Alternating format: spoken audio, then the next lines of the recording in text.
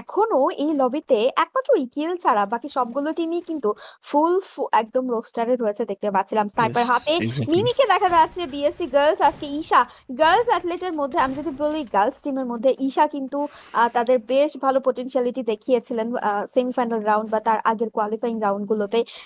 তার কাছ থেকে আজকেও একটা ক্লিন পারফরমেন্স আশা করা যাচ্ছে। টেনিসন আজকে এসেছেন তাদের জন্য তাদের সাথে। অ্যান্ড অলসো মাইকি অ্যান্ড মিমি তো থাকছে, মিমিকে আমি স্নাইপার হাতে দেখলাম। সো আশা করছি তাদের কাছ থেকে ভালো একটা এফোর্ট আমি দেখতে পারবো। Oh, ঈশা চমৎকার ক্যারেক্টার স্কিলের ব্যবহার করা হয়েছে এই জায়গায়, মোর্সে ক্যারেক্টার ইউজ করেছে মোস্ট প্রবাবলি, আমি যদি ভুল না করি। তবে এই জায়গায় ঈশা 27 আরো একটা এলিমিনেশন যুক্ত করবেন, 4টা এলিমিনেশন এন্ড বড় সড়ো একটা লবির কিন্তু ম্যাচ আছে তাদের সামনে, কিন্তু অফিসিয়াল মঞ্চে কিন্তু oh খেলবেন। my তো God. আশা করছি নিজের প্র্যাকটিসটাকে আরো শানিত করছেন। মাইকি টেন এই মুহূর্তে কিন্তু খানিকটা ডাবলস দিয়েছেন, ভিএসকে রয়েছে তার কাছে। একদম ব্রিজের উপরে থাকা দলটির উপরে কিন্তু প্রেসার করার চেষ্টা করবেন। তবে বিএসসি গার্লস আমি যেটা বলছিলাম যে তারা খুব পেশেন্সের সাথে পারফর্ম করে, অলরেডি টপ 5 ডান করে ফেলেছেন। জোনটাও কি সুন্দর মতো তাদের জোনটা কিন্তু কিলসটা দেখেন সিকিউর আপনি, করে তাদের ফেলেছে। তো কিলস এই দেখেন। জায়গা থেকে কিলস এর কথা তো আর বলছি না, 12টা এলিমিনেশন রয়েছে। সো ব্রিজের এই স্কোয়াডটাকে কোনোভাবেই ঢুকতে দেবেন না। And look at the position of Isha.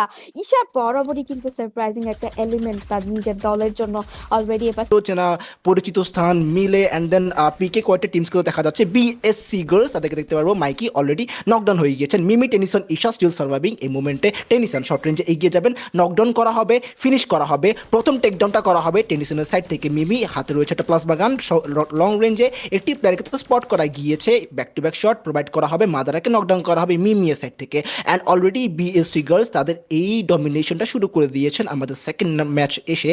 And still 12 team are surviving এবং অনেকগুলো ক্ল্যাশ ফাইটস আমরা দেখতে পারবো। কেপ টাউনে আমরা একটা ফাইট দেখতে পাচ্ছিলাম বিএসসি দের সাথে, যেখানে তারা একদম শুরুতেই দুটি কিল টেক ডাউন করে নিয়েছেন। বাট আমরা বাদ বাকি টিম যারা রয়েছে তাদেরও ফাইটস দেখার চেষ্টা করবো। অ্যান্ড টি কিলস রয়েছে এলানাইট লেগেসি, 5টি কিল তাদের কাছে, বাংলা ইউনিটি তাদের কাছে স্টিল 5টি কিলস থাকছে। বিএসসি গার্লস তাদেরকে দেখা যাবে, মিমিকে করা হবে নকডাউন। টেনিসন এই মুহূর্তে শর্ট রেঞ্জে একদম ফ্রন্ট লাইনে এগিয়ে যাবেন, M519 দিয়ে চার্জ করা হবে। টেনিসনকে নকডাউন করা হয়েছে, তাকে কি ফিনিশ করা পসিবল হবে কিনা। অ্যান্ড মিকি এবং এশাকে দেখা যাবে তাদের টিমের সাইড থেকে, যারা কিনা এই মুহূর্তে এগিয়ে যাবেন। ওরিয়ন ইউজ করা হয়েছে এশারের সাইড থেকে, হাতে ট্রোগান রয়েছে, ট্রোগান দিয়ে কিন্তু চার্জ করা হবে।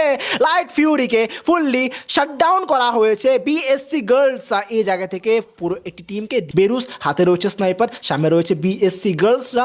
আজকের দিনে যারা কিনা প্রথম 3টি ম্যাচ জুড়ে অনেক ভালো পারফরমেন্স করছিলেন, বাট এই ম্যাচে এসে তাদের কিল ফিটস তেমন একটা আর দেখা যাবে না। তুসিন বাবাজিকে দেখা যাচ্ছে, হাতে রয়েছে অনেকগুলো গ্রেনেডগুলো পারফেক্টলি ইউজ করা গেলে এই জায়গাটি থেকে কিছু ড্যামেজেস অ্যান্ড কিছু কিলস আসার চান্সেস রয়েছে। রোমানকে দেখা যাবে, হাতে রয়েছে স্নাইপার, শর্ট রেঞ্জ স্নাইপার কতটুকু অ্যাকচুয়ালি ইউজফুল হবে তার জন্য। তুসিন বাবাজি আবারও তার লাস্ট গ্রেনেডটি ছড়িয়ে দিয়েছেন। সামনে কিন্তু দেখা যাবে টিম বিএসসি গার্লসকে টপ 1 মেহেদি এই মোমেন্টে ডিস্ট্রাকশনটা শুরু করে দিয়েছেন। বাট বাংলা ইউনিটি তুসিনকে হারাবেন, বেরুসকেও হারাবেন কিনা।